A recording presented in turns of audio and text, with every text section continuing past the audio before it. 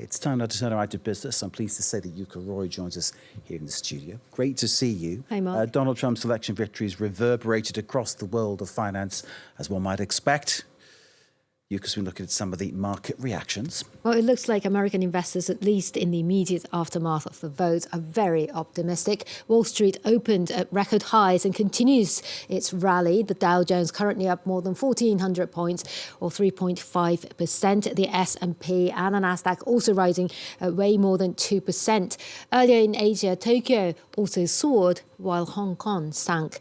Europe was a different picture, however. After initially rising, its main markets closed in negative territory, especially in Germany, where the DAX slid more than 1% on concern over potential rekindling of a transatlantic trade war.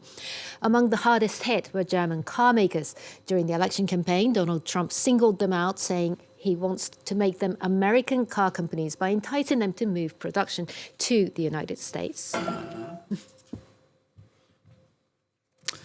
So, the so-called Trump trade has surged. Tell us all about that. Yeah, in the market, Trump trade. What's that? What does that mean? Well, those are stocks and assets that are likely to particularly benefit from Trump's policies, including his own firm, Trump Media, Elon Musk's Tesla, and private prison operator Geo Group. But also, the US dollar rose to a two-month high, up nearly 2% against the euro and the yen.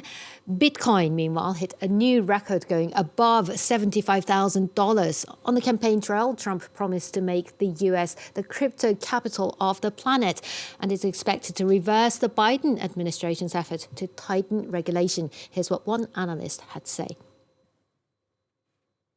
Trump and his team have positioned themselves as pro-crypto, offering a number of different policies to support the industry. The policies that they have put forward include building up a strategic reserve of Bitcoin and crypto and other cryptocurrencies, because assets are seized from criminals, but they have been sold off.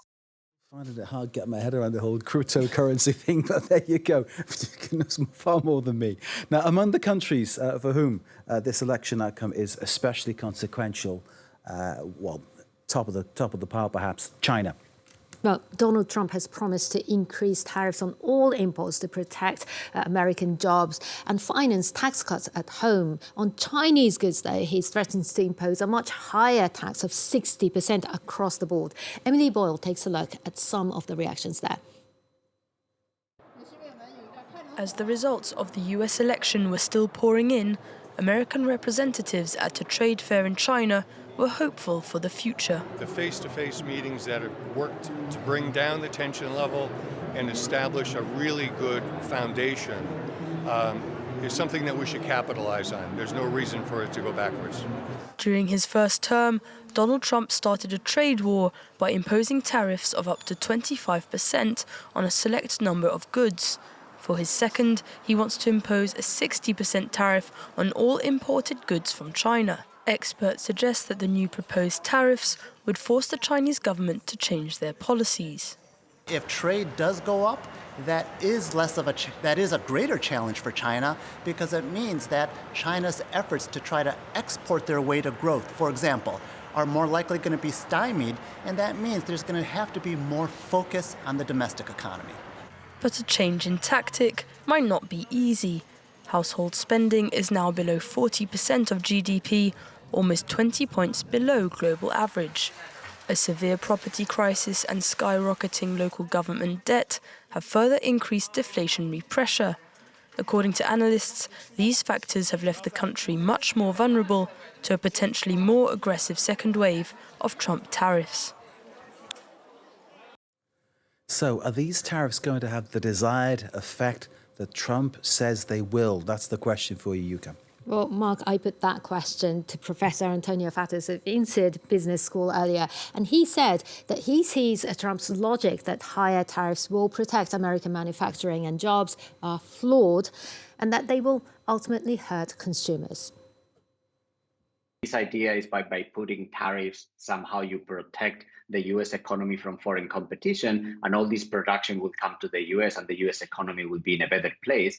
But the US economy is at full employment today. It's not that we have a lot of workers looking for jobs. And given that he's also promising to deport a number of illegal immigrants, up to several millions, then the number of workers is going to be even smaller. So if you try to bring more production to the US, the only thing that you're going to create is higher wages, higher prices, and inflation, which is also going to be added to the inflationary effect of tariffs. There should not be any confusion. A tariff is a tax. It's a tax on the goods and services that you buy. It's a tax on goods and services that you buy that come from another country.